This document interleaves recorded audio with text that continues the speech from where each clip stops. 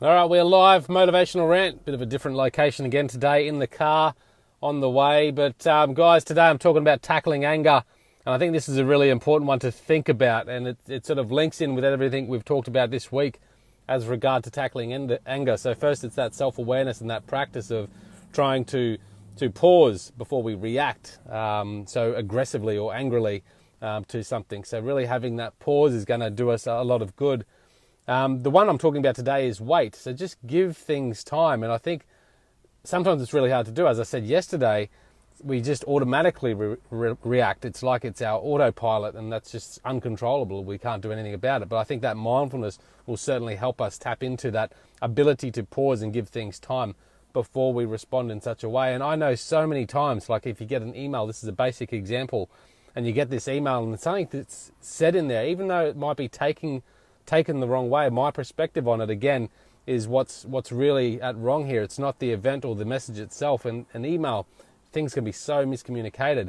But what happens is we have this tendency to just respond straight away, reply, and then type our message with a bit of anger in there or whatever it might be. And that's not always the best thing to do. So what I have tried to do, and this is not just for emails, but most things, is to really just slow down and give things time. Maybe come back to it in 24 hours. Maybe come back to it in an hour. Go for a little walk.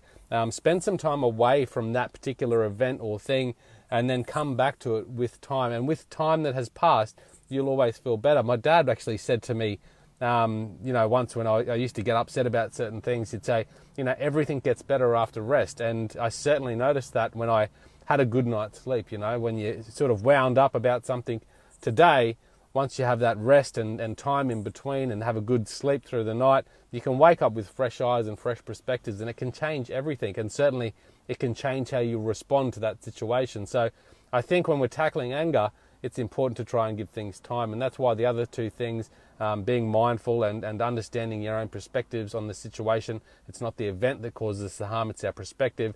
And then giving time will allow us to alter our perspectives, potentially put new insight into those perspectives, maybe look for different facts that might change our perspectives to that particular situation or event. So that's my live rant today. It's not live on Instagram today.